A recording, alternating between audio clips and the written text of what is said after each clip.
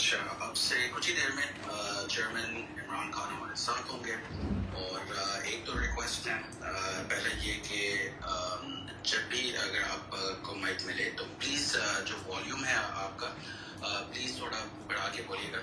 اور بھی ڈیوائسز سے ریکارڈنگ ہو رہی ہے اور فون تھوڑا دور ہے تو وہ بہت ہیلپ کرے گا.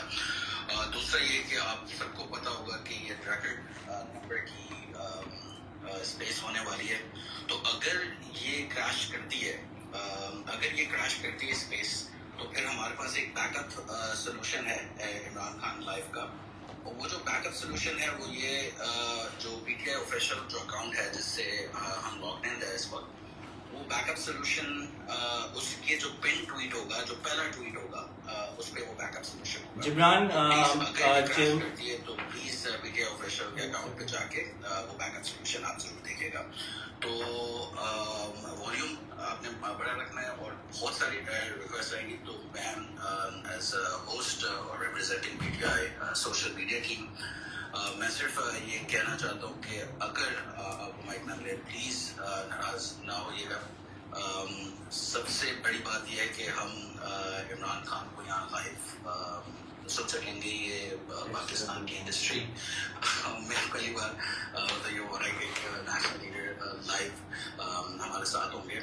اور یہ بہت خیال رکھے گا کہ اگر آپ کے پاس مائک آئے تو پلیز اس کو اپنا کوشچن جو ہے شارٹ رکھیے گا. اور پلیز والیوم کا میں ایک اور بار ریمائنڈ کرا دوں بیکاز کافی ڈیوائسز سے یہ ریکارڈ ہو رہا ہے تو پھر مشکل ہوگا. ٹھیک ہے. اچھا مجھے ابھی ایک نیوز آئی ہے کہ we've already broken the record.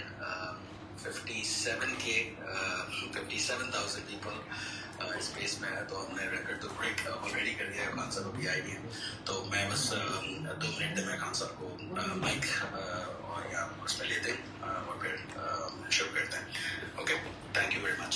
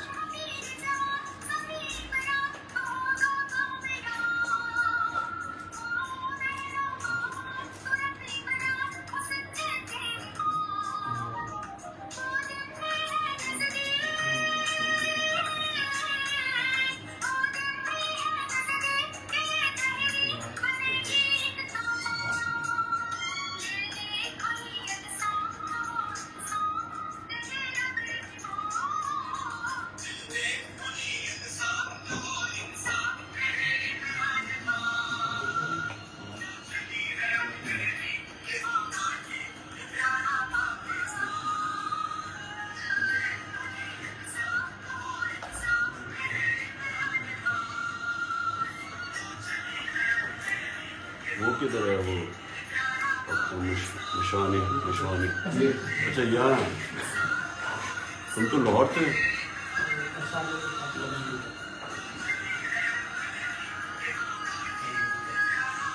اس وقت سب سے زیادہ ضرورت ہمیں سوشل میڈیا کی. جی آپ لائیو. جی بسم اللہ الرحمن الرحیم. جی جبران ایک آپ کو میں نے ایک ہوسٹ بنایا ہے. اگر 1 منٹ کے لیے آپ دیکھتے ہیں مجھ آپ کو اگر چیئرمین عمران خان کا اکاؤنٹ دکھ رہا ہے ان کو اسپیکر پہ لا سکتے ہیں. جی السلام علیکم جبران بھائی فور شور. ہاں اور ایک میرا بھی نام پہلے چیئرمین کا کرنا پلیز. جی بس بیٹھوں.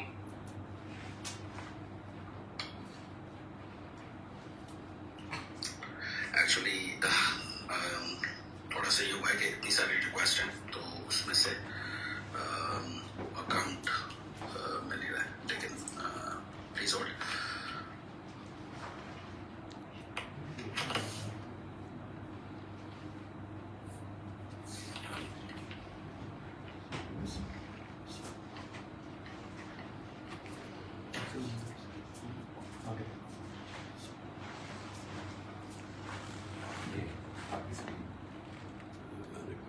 will be live. Okay, we are now live. Gibran, please continue. Or Moiz, you can continue. ٹھیک ہے. इसे रख अच्छा एक तो टीम के अकाउंट से लॉग्ड इन है, चेयरमैन के अकाउंट से लॉग्ड इन है. Ji, Gibran, chairman is here. Just ask question. अच्छा सही है. अच्छा सबसे पहले चेयरमैन इमरान खान साहब एक बात जरूर करना चाहूँगा कि आपने एक आखिरी दिन जब आप एम थे तो आपने कहा था कि कोई रह तो नहीं गया कि जो मेरे मुखालिफ नहीं हो, और उसका पाकिस्तान ने जो रिस्पॉन्स दिया है, एक वो संडे वाले दिन प्रोटेस्ट और फिर रैकेट अब बने जा रहे हैं सोशल मीडिया पे. तो मैं आपको सच में कह रहा हूँ कि हमारी फैमिली में कोई नहीं रह गया जिन्होंने हमें नहीं कहा. मैं सबके बिहाफ पे कह रहा हूँ कि जाओ जितनी मदद कर सकते हो इमरान खान की करो, पाकिस्तान की करो. तो ये जो फिनोमेना है उसके बारे में क्या कहेंगे खान साहब? देखिए जिब्रान, मेरी जो अब 26 साल की स्ट्रगल है, वो स्ट्रगल एक करप्ट माफिया के खिलाफ थी. और वो जो करप्ट माफिया था वो 2 पार्टी फैमिली पार्टीज और फिर इनके साथ एफिलिएट हो गए लोग जो कि सब एक करप्ट सिस्टम के से फायदा उठा रहे थे, बेनिफिशरीज थे करप्ट सिस्टम के. तो मैंने तो जब पहले दिन, आपको पता नहीं, मैंने जो पहले खिताब किया कौम से, तो मैंने पहली चीज़ ये कही कि ये सारे इकट्ठे हो जाएंगे और ये सारे जमहूरियत के नाम पे मेरे खिलाफ कैंपेन करेंगे. ये मैंने पहले दिन अपने खिताब से कहा था. क्योंकि देखिए, मैं आपको ज़रा एक असूल बताता हूँ कि अगर एक मल्टी नेशनल के अंदर भी अगर आपने चेंज लेके आना है तो चेंज तब आता है जब वो बेनिफिशरीज एक पुराने सिस्टम के हों, उनको जब तक आप हटाते नहीं तब तक आप चेंज नहीं ला सकते. तो मुझे तो पता था कि जब भी जिस वक्त इस मुल्क में इस्लाहात शुरू करेंगे तो शुगर माफिया भी इकट्ठा हो जाएगा और कब्जा माफिया भी इकट्ठा हो जाएगा, क्योंकि ये सब एफिलिएटेड थे एक करप्ट सिस्टम से. सो वो जो करप्ट सिस्टम है असल में तो हमारी जंग उसके खिलाफ है, पर्सनैलिटीज के खिलाफ नहीं है. तो मुझे तो कभी कोई शक नहीं था कि इन्होंने इकट्ठे होना है. तो ये जो सारा ड्रामा देखा आखिरी दिन, यानी हमारी गवर्नमेंट के आखिरी दिन. अच्छा मोइज आपको आवाज आ रही है? जी खान साहब की एंड से जो माइक है वो म्यूट पे है इस वक्त. लो. It's not mute. It's just traffic that is. अच्छा, अरफान बोले आवाज आ रही है? आ रही है अब आपको आवाज? जी बिल्कुल आ रही है खान साहब. तो जिब्रान, टू समराइज कि जब भी आप चेंज लेके आते हैं, जो मेरी कोशिश थी, तो जो सारा स्टेटस को है, जो एक करप्ट सिस्टम का बेनिफिशरी है, उन सब ने इकट्ठा होना था. तो वो जो 3 अप्रैल को आपने ये देखा कि वो सब लोग इकट्ठे होके तो उन्होंने गवर्नमेंट कराई. Okay, Gibran, next question. या किसी और का क्वेश्चन ले रहे हैं आप? पहला क्वेश्चन एक साइमा का है लंदन से. मैं चाहूंगा माइक भी अगर वो रिक्वेस्ट करे तो प्लीज अच्छा होगा. लेकिन उनका क्वेश्चन बड़ा सिंपल सा है. वो कहती हैं, I know everyone will ask political questions, but मेरा सवाल बिल्कुल ज़ाती है कि खान साहब, how are you doing, how are you dealing with अब ये सारी इनजस्टिस हो रही है पर्सनल लेवल पे, मेंटल लेवल पे, आप कैसे देख रहे हैं? और आखिर में दुआएं हैं और वो भी सबके बिहाफ पे बोले कि सब पूरे पाकिस्तानी जितने भी हैं वर्ल्ड में आपके लिए बहुत दुआ कर रहे हैं. तो सवाल ये है कि खान साहब, how are you doing personally? तो साइमा के लिए जो मेरा जवाब वो ये कि देखिए साइमा, मेरी जो जिंदगी है ना वो 18 साल की उम्र से स्ट्रगल ही थी. जब आप compete करते हैं स्पोर्ट्स में, टॉप 11 खिलाड़ियों में पहुंचते हैं, फिर compete इंटरनेशनली करते हैं, तो वो सारा वक्त ऊंच नीचे आपकी ज़िंदगी में, या आप हार रहे होते हैं या जीत रहे होते हैं. तो वो जो स्पोर्ट्स की फील्ड में जो एक ऐसा मैंने सबक सीखा है स्ट्रगल करने का और हार और जीत के डायनामिक्स को समझने का. तो जब आप जीतते हैं तो आपके पैर ज़मीन पे रहते हैं, क्योंकि आपको पता है कि जीत सारा वक्त नहीं रहेगी. और जब आप हारते हैं तो आप उसके भी डायनामिक समझ जाते हैं कि वो जब आप हारते हैं तो वो बड़ी चीज़ें आपको सिखाती हैं. वो सबसे ज़्यादा जो आप ज़िंदगी में सीखते हैं वो जब आप मुश्किल वक्त आपका आता है, क्योंकि सोल सर्चिंग करते हैं. تو میں تو اس کے لیے ساری زندگی میری ٹریننگ ہے اس کے لیے. میں تو امیڈیٹلی آگے کا سوچنا شروع ہو جاتا ہوں کہ یہ جو اب اس نے ایک بڑی زبردست پاکستان میں اپرچونٹی دے دی ہے, وہ زیادہ ضرورت ہے, وہ اپرچونٹی جو ہے وہ زیادہ اس ملک کے لیے فائدہ پہنچا سکتی ہے میرے پرائم منسٹرشپ سے, اور وہ یہ ہے کہ ایک قوم بن جائیں ہم جو کہ اپنی ایک حقیقی آزادی کی جنگ لڑے. تو اس وقت جو یہ موومنٹ بن گئی ہے یہ ایک حقیقی آزادی ہے. حقیقی آزادی کا مطلب یہ کہ قوم اپنے پیر پہ کھڑا ہو, اپنے فیصلے کرے, فورن پالیسی ہو اپنے ملک کے لوگوں کے مفادات کے لیے, سب سے دوستی ہو, لیکن اپنے ملک کے لوگوں کے مفادات کسی اور قوم کے لیے ہم قربان نہ کریں. جی جبران. جی اچھا, دوسرا سوال ہے عمران راجہ کی طرف سے, اور انہوں نے کہا ہے کہ میں نے کاؤنٹ کیا ہے 1400 سے بڑھ کر لوگوں کا یہ سوال تھا جب ہم نے یہ کوشچن کی ریکویسٹ مانگی تھی. تو وہ یہ کہہ رہے ہیں کہ جب سارے کے سارے ادارے خلاف ہیں تو ہم کیسے نمبر 1 الیکشنز میں جائیں گے, اور دوسرا پھر الیکشنز کی دھاندلی کو کیسے روکیں گے؟ دیکھیے جبران, ایک چیز میں آپ کو بتاؤں کہ جو ادارے ہیں نا, اداروں کے اندر بھی انسان ہی ہیں, اور انسان ایک آدھ انسان اگر غلطی کر بھی دیتا ہے تو یہ سارے ادارے کا قصور نہیں ہوتا. اور اسی طرح یہ جو آپ الیکشن کمیشن کی بات کر رہے ہیں, اس میں کوئی شک نہیں کہ اس وقت جو الیکشن کمشنر ہے وہ بہت ہی اینٹی پی ٹی آئی ہے. اس کی جو ساری ابھی تک ججمنٹس ہیں وہ تحریک انصاف کے خلاف ہی ہے. مثلا اب یہ فورن فنڈنگ کیس ہے, ایکچولی فورن فنڈنگ ہے ہی نہیں ہے, یہ پاکستانی جو باہر بیٹھے ہوئے انہوں نے فنڈ کیا ہوا ہے. تو اس طرح تو پاکستانی فورن فنڈنگ پہ چل رہا ہے. ہمارے 31 ارب ڈالر پاکستان ریمیٹنسز بھیج رہے ہیں. ہمارے شوکت خانم میں جو پیسہ آتا ہے 40% تو باہر سے پاکستانی بھیجتے ہیں. تو یہ تو ہمارے سب سے محب وطن پاکستانی جو بیچارے باہر بیٹھے ہوئے ہیں وہ کما کے پیسہ پاکستان بھیجتے ہیں. لیکن یہ اصل کیس ہے فنڈنگ کا, اور میں آج آپ سب کے سامنے یہ چیلنج کرتا ہوں کہ جس وقت بھی یہ تینوں پارٹیز کے, بلکہ ساری پارٹیز بھی ملا لیں لیکن 3 main parties P T I, Peoples Party اور پی ایم ایل این, جب بھی ہمارے فنڈنگ کی اکٹھے تحقیقات ہوگی تو ایک ہی پارٹی ہے جس کی پراپر پولیٹیکل فنڈ ریزنگ ہے, وہ ہے تحریک انصاف, جس کا پراپر ڈیٹا ہے. ان دونوں پارٹیز کے پاس آپ کو ملے گا ہی کچھ نہیں, کیونکہ ان کے پاس کوئی, ان کو اب ہم نے کال دی کہ ہمیں پیسے چاہیے, اب ہم تحریک چلا رہے ہیں تو اس کے لیے پیسے چاہیے, تو 2 دنوں کے اندر 20 کروڑ روپیہ اکٹھا ہو گیا. اب یہ ذرا کال دیں اور دیکھیں کہ ان کو کون پیسہ دیتا ہے. ان کی کرونی کیپٹلزم, یہ وہ لوگ جو جن کو نوازتے ہیں, جن کو کانٹریکٹس دیتے ہیں, جن کے ملک کے ساتھ پیسے بناتے ہیں, وہ ان سے پیسے لیتے ہیں. ان کو کوئی فنڈ ریزنگ کا کانسیپٹ نہیں ہے. تو صرف اب یہ الیکشن کمیشن کو دیکھیں کہ ہم بار بار کہہ رہے ہیں, ہم کہہ رہے ہیں ہاں ہمارا کیس رکھو سامنے, لیکن ان سب کا بھی ذرا موازنہ تو کرو, کیونکہ ابھی تک ان کے کیسز کر نہیں رہے اور ایک ہی پارٹی کو کٹہرے میں کھڑا کیا ہوا.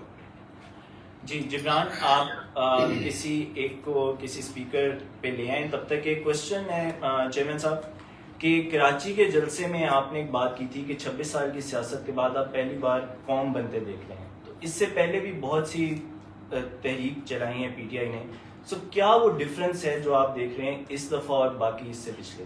دیکھیے, جو 26 سال میں نے پالیٹکس کی, اور خاص طور پہ جو 22 سال کی, تو وہ تو ایک پارٹی اپنا مینیفیسٹو رکھتی ہے عوام کے سامنے اور پھر وہ پاور میں آتی ہے. تو وہ تو بڑا سمپل قسم کا ایک, آپ جس طرح کوئی پولیٹیکل پارٹی کرتی ہے. لیکن جو اب ہے یہ سب سے زیادہ مختلف ہے. یہ پہلی دفعہ پاکستان میں ایک ساری قوم کے اندر ایک فیلنگ گئی کہ ایک باہر سے سازش ہوئی, اور اس سازش نے پاکستان میں رجیم چینج کیا, اور اندر جو بیٹھے ہوئے تھے, اور باہر کی سازش کبھی کامیاب نہیں ہوتی جب تک کہ اندر آپ کے غدار نہ بیٹھے ہوں, میر جعفر نہ بیٹھے ہوں, جو اپنی ذاتی مفادات کے لیے ملک کے انٹرسٹ کو کمپرومائز کرتے ہیں, جو قوموں کو غلام بناتے ہیں. جو میں اس لیے میر جعفر کی اس لیے مثال دیتا ہوں کہ اس نے انگریزوں کے ساتھ مل کے اپنی قوم کو غلام بنا دیا. تو یہ سازش تب کامیاب ہوتی ہے جب اندر آپ کے غدار بیٹھے ہوں. تو یہ جو ہوا ہے, اور پھر وہ لوگوں کو ملک کے اوپر مسلط کر دیا ہے جو ملک کے کرپٹ ترین لوگ ہیں, آدھے ضمانت کے اوپر ہیں, ان کے اوپر کیسز ہیں, اور کیسز اربوں روپے کے کیسز ہیں, اور 30 سال سے پاور میں تھے, جس کی وجہ سے آج ملک مقروض ہے. انہوں نے ملک کو یہاں تک پہنچایا، اور اب یہ آ کے کہہ رہے ہیں کہ جناب ہم پھر سے واپس آ رہے ہیں، اور تحریک انصاف کو کہہ رہے ہیں کہ جی بڑے برے حالات تھے۔ تحریک انصاف نے تو جب ملک چھوڑا تھا، record exports, record remittances, record revenue اور ٹیکس کلیکشن، 5 فصلوں کی ریکارڈ ہارویسٹ، آئی ٹی کی ریکارڈ ایکسپورٹس، اور سب سے بڑی بات یہ کہ انڈسٹریلائزیشن شروع ہوگی پاکستان میں، انڈسٹریل گروتھ شروع ہوگی 8.6%، جس میں، اور روزگار کا یہ ہے کہ سارے بر صغیر میں سب سے کم بے روزگاری پاکستان میں، یہ فیکٹس میں آپ کو دے رہا ہوں۔ تو اس گورنمنٹ کو گرانا ایک سازش کے تحت، اور وہ لوگوں کو اوپر مسلط کر دینا جو اس ملک کے 30 سال سے کرپشن کے کیسز، کرپٹ ترین لوگ، اس لیے قوم آج موبلائز ہے، اس لیے آج قوم ایک نئی تحریک میں نکل پڑی ہے، اور وہ ہے حقیقی آزادی کے لیے۔ اور اس لیے میں سمجھتا ہوں کہ یہ بالکل مختلف ہے، اور یہ جو پبلک آپ رسپانس دیکھ رہے ہیں، یہ بالکل میری 26 سال کی سیاست میں نے کبھی اس طرح کی ایک نیشنل موومنٹ نہیں دیکھی۔ جی جبران کوشچن۔ ہاں مس نورین، آپ پوچھ سکتے سوال۔ السلام علیکم prime minister, because you still prime minister. جی پہلی بات تھینک یو سو مچ کہ آپ نے اسلاموفوبیا اور حضور صلی اللہ علیہ وسلم کے بارے میں آپ نے انٹرنیشنل فورم پہ یہ بات اٹھائی۔ صرف اسی وجہ سے اگر اور ساری چیزوں کا نظر انداز کر دیں، میں تابعمر آپ کے ساتھ اسی وجہ سے رکھوں گی۔ میرا کوشچن یہ ہے کہ انشاءاللہ جب آپ جیت کے واپس آئیں گے تو آپ کی پرائیورٹیز کیا ہوں گی، اور سیکنڈلی میں بندوں میں آتی ہوں، آپ کا کوئی میسج ہم اوورسیز پاکستانیز کے لیے؟ Thank you sir. دیکھیں، اسلام فوبیا کا مجھے باقیوں سے اس لیے زیادہ سمجھ ہے کیونکہ میرا بڑا انٹریکشن اوورسیز پاکستانی سے، اور میں کیونکہ بڑا میرا ٹائم بھی گزرا برطانیہ کے اندر، لنڈن میں پروفیشنل کرکٹ کھیلتا تھا، تو میں ان سوسائٹیز کو جانتا بڑی اچھی طرح ہوں، اور یہ مجھے پتا تھا کہ جو ہمارے مسلمان رہتے ہیں مغربی سوسائٹیز میں، 9/11 کے بعد ایک بہت بڑا ویو شروع ہوا اسلاموفوبیا کا، اور میں نے اس وقت میں نے فیصلہ کیا کہ مجھے کبھی بھی اللہ نے موقع دیا تو میں انٹرنیشنل فورمز، یونائٹڈ نیشنز میں، OIC میں، یورپین یونین کے سامنے اس ایشو کو اٹھاؤں گا، کیونکہ وہاں مسلمانوں کو بڑی مشکلات کا سامنا کرنا پڑتا ہے یہ اسلاموفوبیا کی وجہ سے۔ اور یہ دوسرا جو نبی صلی اللہ علیہ وسلم کی شان میں جب یہ گستاخی کرتے ہیں تو یہ ان کو پتہ نہیں ہے کہ مسلمانوں کو کتنی تکلیف ہے، اور وہ کوئی مسلمان ہیڈز آف اسٹیٹس یہ بتاتے نہیں تھے ان کو۔ تو اس لیے میں نے OIC میں بھی اٹھایا، پھر یہ UN میں بھی اٹھایا، اور اللہ کا شکر ہے کہ یہ جو UN نے 15 مارچ کو ڈکلیئر کیا اینٹی اسلاموفوبیا ڈے، بٹ اس میں ایک سٹرگل کی ضرورت ہے۔ اور جو باہر پاکستانی بیٹھے ہیں، جو برٹش پاکستانی بھی ہیں، پہلے تو میں ان سب کا شکریہ ادا کرنا چاہتا ہوں، جس تعداد میں یہ سب نکلے میری سپورٹ میں۔ میری سپورٹ کیا، یہ جو پاکستان میں ایک رجیم چینج کیا گیا اس کے اوپر جس طرح انہوں نے پروٹیسٹ کیا اور کرمنلز کو اوپر بٹھایا گیا ہمارے اوپر، تو میں ان سب کا آج بڑا شکریہ ادا کرتا ہوں۔ سر ایک کوشچن ہے اور بار بار آ رہا ہے، وہ کوشچن یہ ہے کہ اگر نواز شریف اعلان کرتے ہیں، کیونکہ اب ان کے بھائی کی گورنمنٹ ہے، اگر وہ پاکستان آنے کا اعلان کرتے ہیں تو PTI کا کیا لاہے عمل ہوگا؟ اور آپ سمجھتے ہیں کہ اگر گیون دا سرکمسٹانسز اگر دوبارہ موقع ملتا ہے یا اس طرح، تو اس طرح سے نواز شریف کو جانے دینا چاہیے تھا؟ دیکھیں، سب سے پہلے ایک اور کوشچن تھا کہ آگے کی کیا تیاری ہے۔ میں یہ آپ کو بتا دوں کہ بڑا مشکل ہم نے اپنے 3.5 سال گزارے ہیں، کیونکہ ایک مائنورٹی، ایک گورنمنٹ جو کولیشن گورنمنٹ تھی، جس کے پاس بڑی تھن میجورٹی تھی اور کولیشن پارٹنرز تھے، اس سارا وقت ہمیں بلیک میل کا سامنا کرنا پڑتا تھا، اور بہت ہی مشکل تھا قانون پاس کرنا، کیونکہ سینٹ سے قانون پاس ہونا ہوتا تھا، وہاں ہماری میجورٹی نہیں تھی۔ تو ایک سارا وقت ایک بڑی کمپرومائز کر کے اور مشکل وقت سے یہ گورنمنٹ چلی ہے۔ تو یہ جو اگلی باری ہوگی، میں انشاءاللہ پہلے تو اپنی عوام کو اس چیز پہ تیار کروں گا کہ اگر آپ نے لے کے آنا ہے اگلی باری تو ایک میجورٹی سے لے کے آئیں، کلیئر میجورٹی، تاکہ ہم بلیک میل نہ ہوں، تاکہ ہم ایک طاقتور گورنمنٹ ہو، تاکہ وہ ہم قانون اور ریفارمز لا سکیں جو ہمارے لیے بڑا مشکل تھا اس بارے۔ اور ہم نے بڑے سبق سیکھے ہیں اس سے، بڑی ٹیم کا بھی پتہ چل گیا اور انشاءاللہ جو ہم نے ٹکٹس دیے ہم نے ریئلائز کیا کہ ہم نے غلط ٹکٹس دیے تھے لاسٹ ٹائم. تو اس بار ہم خود ہمارے پاس ٹائم بھی ہوگا ابھی صحیح ہم ٹکٹس جو ہم نے اب دینے اپنے لوگوں کو بڑا سوچ سمجھ کے ٹکٹس دیں گے کیونکہ ہمیں یہ جو بلیک میل کیا گیا اور پھر جس طرح انہوں نے غداری کی ہمارے ساتھ. آپ نے جو ابھی جو آپ کا کوشچن تھا کہ اگر نواز شریف واپس ہاں آتا ہے اگر نواز شریف دیکھیں اگر نواز شریف کو واپس آتا ہے اور وہ اگر اس باری اس کو NRO 2 مل جاتا ہے کیونکہ یاد رکھیں اس کو NRO 1 مل چکا تھا. جنرل مشرف نے حدیبہ پیپر مل کے اندر اوپن اینڈ شٹ کیس تھا جدھر اسحاق ڈار نے باقاعدہ ایک میجسٹریٹ کے سامنے اس نے خود بتایا تھا کہ کدھر کدھر انہوں نے کیسے چوری کی ان کے پیسے باہر کیسے گئے. اوپن اینڈ شٹ کیس تھا. وہ مشرف نے ان کو NRO 1 دیا اور پھر وہ واپس آئے اور پھر ان دونوں نے اور زرداری کو بھی NRO 1 ملا اور انہوں نے کھل کے پھر کرپشن کی 10 سال. اب جو ان کے کیسز ہیں یہ آپ سب کو سمجھنا ہے کہ سوائے TT کے کیس شہباز شریف کے اور FI کے کیس یہ سارے ان کے کیس پرانے ہیں یعنی ان کے دور کے 10 سال کے بنے ہوئے ہیں. تو اگر اب آ کے ان کو NRO 2 ملتا ہے یہ یاد رکھیں کہ پاکستان کا جو سارا انصاف کا سسٹم ہے اس سب کو ٹوٹلی ڈسکریڈٹ کر دیں گے. کوئی بھی پاکستانی مانے گا نہیں پاکستان کے جسٹس سسٹم میں کیونکہ اس کا مطلب یہ ہے کہ طاقتور ہے تو آپ جو مرضی کرو صرف چھوٹے چور جیل میں ڈالیں گے اور یہ اتنا ڈینجرس ہے ملک کے لیے. میں آپ کو نبی صلی اللہ علیہ وسلم نے جو انہوں نے آج سے تقریباً 1500 سال پہلے کہا تھا کہ جو قومیں طاقتور مجرموں کو پکڑ نہیں سکتی طاقتور ڈاکوں کو نہیں پکڑ سکتی اور صرف چھوٹے چوروں کو پکڑتی ہے وہ تباہ ہو جاتی ہے. تو آج اگر تیسری دنیا یا جس کو ڈیولپنگ ورلڈ کہتے ہیں اگر آپ ایک ایک ملک کو دیکھ لیں کہ وہ جو غریب ملک ہے جدھر غربت ہے ہر جگہ پہ یہی ان کا مسئلہ ہوگا کہ وہ صرف چھوٹے چوروں کو پکڑتے ہیں اور طاقتور کو نہیں پکڑتے.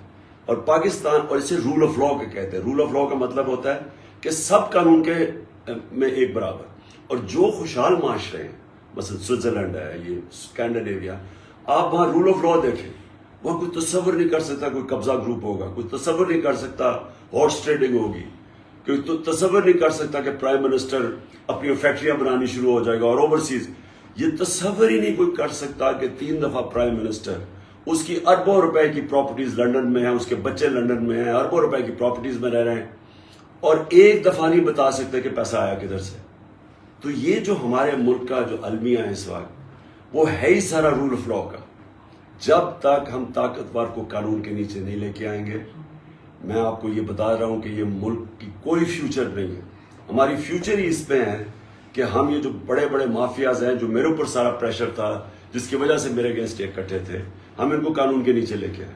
اور یہ اگر نواز شریف یہاں آ کے پھر سے NRO 2 لیتا ہے میں آپ کو بتا رہا ہوں کہ یہ ملک کی ڈسٹرکشن ہے اور اس لیے ساری قوم میں اپنی قوم کو ساروں کو نکالوں گا اس کے اوپر کیونکہ ہم بالکل یہ ایکسیپٹ نہیں کریں گے.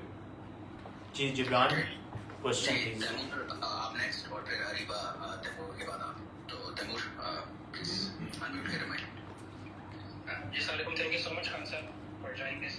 سر ابھی جو یہ نیکسٹ الیکشنز آ رہے ہیں this is going to be like defining moment جو آپ بار بار اپنے ایڈریسز میں کہتے ہیں یہ ایک نظام کے خلاف پورا الیکشن ہوگا.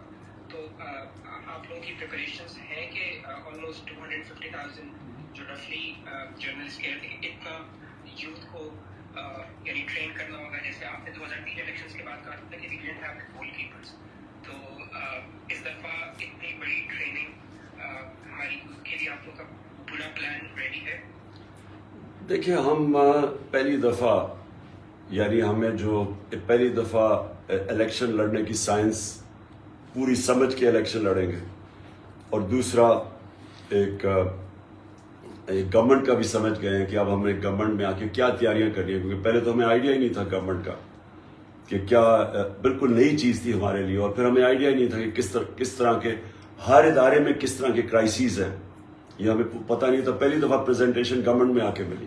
اب تو ہم جانتے ہیں سب کچھ تو اب تو دونوں طرح تیاری کر کے آئیں گے اور انشاءاللہ یہ جو یوتھ بلج ہے پاکستان کا اور جو نوجوان ہیں جو سب سے زیادہ اس وقت اس حقیقی آزادی کی تحریک میں پوری طرح شامل ہے.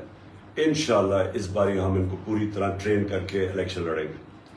سر ایک کوشچن ہے کہ بہت سے ایسے ساتھی جو بہت عرصے سے تحریک کے ساتھ تھے, آپ کے کلوز تھے, وہ اس ساری موومنٹ کے دوران ان کا ایک دوسرا روپ بھی دیکھنے کو ملا. تو سر کوشچن یہ ہے کہ پولیٹکس اسائڈ آپ کو پرسنل کوئی اس سے درد کوئی محسوس ہوتی ہے اس چیز سے؟ دیکھیں, پہلے تو آپ کو ایک بات بتا دوں گے. دیکھیں, آپ کی جو دوستیاں یا جو آپ کی سب کچھ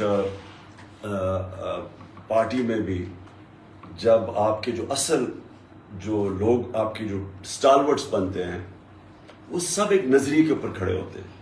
ہمارے نبی صلی اللہ علیہ وسلم نے مدینہ میں مختلف ٹرائبس تھیں, ان سب کو اکٹھا کیا ایک نظریے کے اوپر, اور پھر قوم بنائی. قوم بنتی ہے نظریے پہ. اسی طرح پولیٹیکل پارٹی کا جو اصل جو ان کا ہوتا ہے نا, کور جو ہوتی ہے, وہ ہمیشہ نظریاتی ہوتی ہے. پرابلم یہ ہمیں ہوا کہ کئی لوگ جو ہمارے ساتھ چلے وہ یہ سمجھ رہے تھے کہ جب ہم پاور میں آئیں گے, وہ اس لیے پارٹی میں تھے کہ جب پاور میں آئیں گے تو وہ اپنی جو بزنسز ہیں ان کو فائدہ پہنچائیں گے, اور جو اپنے انلیگل کام ہیں ان کو لیگل کروا لیں گے. وہ سمجھ رہے تھے کہ کوئی پاکستان میں یہی ہوتا ہے, آپ جب پاور میں آتے ہیں تو آپ اپنے ساری آپ ٹیکس بھی آپ کو معاف ہو جاتا ہے, آپ غلط کام بھی کریں تو وہ بچ جاتے ہیں. تو اس لیے جو ہمیں مسئلے آئے وہ کہ جب ہم نے روکنے کی کوشش کی تو وہاں پرابلم آ گیا. اگر زمین انلیگل تھی, خریدی گئی کسی ہاؤسنگ اسکیم کے لیے, یا اگر شوگر کی قیمت 26 روپے ایک دم بڑھ جاتی ہے, تو ہم نے تو اس کے اوپر اپنی طرف سے پوری کوشش کی کہ نہ اپنا سوچا نہ دوسرا پرایا سوچا. ہم نے تو ایک رول آف لا اسٹیبلش کرنے کی کوشش کی. تو اس میں لوگوں نے اپنے آپ کو ایکسپوز کر دیا. جی جبران. جی اریبہ, آپ نیکسٹ. جی السلام علیکم خان صاحب. پہلے تو آئی ایم اوورویلمڈ کہ I have been given this opportunity and to talk to you. اچھا, میرا سوال جو تھا وہ یوتھ سے ریلیٹڈ تھا, بیکاز ابھی آپ دیکھ رہے ہیں کہ کافی ہم لوگ ڈس ہارٹنگ بھی ہو گئے ہیں. ہمیں بوٹس کا نام دیا جا رہا ہے, ہمیں جنات کا نام دیا جا رہا ہے, اور پتہ نہیں کیا کیا. تو مجھے یہ پوچھنا تھا کہ آگے جا کے I mean what is your plan of action and what do you expect out of اس, کہ ہم یوتھ کیا کر سکتی ہے اپنے اپنے جورسڈکشنس میں رہ کے, کہ آپ کو کس طرح سے سپورٹ کرے, اور آگے جا کے ہم اور کیا کر سکتے ہیں. Thank you. دیکھیں اریبہ, جو یوتھ ہے نا, یوتھ کو ایک چیز سمجھنی ہے کہ ایک مولانا رومی کی سینگ ہے کہ جب اللہ نے تمہیں پر دیے تو کیوں چونٹیوں کی طرح رینگتے ہو. یوتھ کو ایک چیز سمجھنی ہے کہ اللہ نے جب اس انسان کو اشرف المخلوقات بنایا تو اس نے فرشتوں کو بھی کہا کہ اس کے سامنے جھکو, اور جب شیطان نے جھکا تو اللہ نے کہا کہ تمہیں بھی نہیں پتا کہ اس میں کتنی صلاحیت ہے. یعنی میں یہ سمجھتا ہوں کہ انسان اپنی زندگی گزار بھی جاتا ہے اور اسے پتہ ہی نہیں ہوتا کہ اللہ نے اس کے اندر کتنی پوٹینشیل اور صلاحیت رکھی ہے. تو انسان کے اوپر ہے, پاکستان کے اب یوتھ کے اوپر ہے کہ کیا وہ ایک ایسے انسان کے نیچے اور اس طرح کے لوگوں کے نیچے ایک پاکستان میں زندگی گزارنا چاہتا ہے جو کہتا ہے کہ بیگرز آر ناٹ چوزرز, یعنی کہ کیونکہ اگر ہم مقروض ہیں تو اس کا مطلب ہمیں غلامی کرنی پڑے گی. اگر تو یہ کرنا ہے تو وہ پھر چونٹیوں کی طرح ہی ہم رہیں گے, اسی طرح ہی قرضے لے کے, اور باہر سے ہمیں حکم آئیں گے اور دھمکیاں ملیں گی. اب سوچیں یہ کتنی بڑی ایک 22 کروڑ لوگوں کے لیے شرمناک بات ہے. 22 کروڑ لوگوں کے لیے کہ اگر باہر سے کوئی بھی طاقت آپ کو حکم دیتی ہے اور دھمکی دیتی ہے کہ اپنے پرائم منسٹر کو اگر نہیں ہٹاؤ گے تو تمہارے لیے بڑے برا وقت آئے گا, انہیں ہٹا دو گے تو ہم معاف کر دیں گے. یہ 22 کروڑ لوگوں کے لیے ایک ان کی توہین ہے. اور یہ یوتھ کے لیے خاص طور پہ کہ اگر یوتھ یہ چیزیں ایکسیپٹ کر جائے گی تو آگے پھر وہ ان کی ساری امیدیں یہ رہ جائیں گی کہ کسی طرح ہمیں کوئی امیر ملک کا ویزا مل جائے اور ہم وہاں جا کے اپنی زندگی گزاریں. یہ پاکستان میں اللہ نے سب کچھ دیا, لیکن کوئی بھی ملک جس کی سربراہ ہو ملک کے بڑے بڑے ڈاکو اور چور, اور جن کے اوپر اربوں روپے کے, شہباز شریف اور اس کے بیٹوں کے اوپر 40 ارب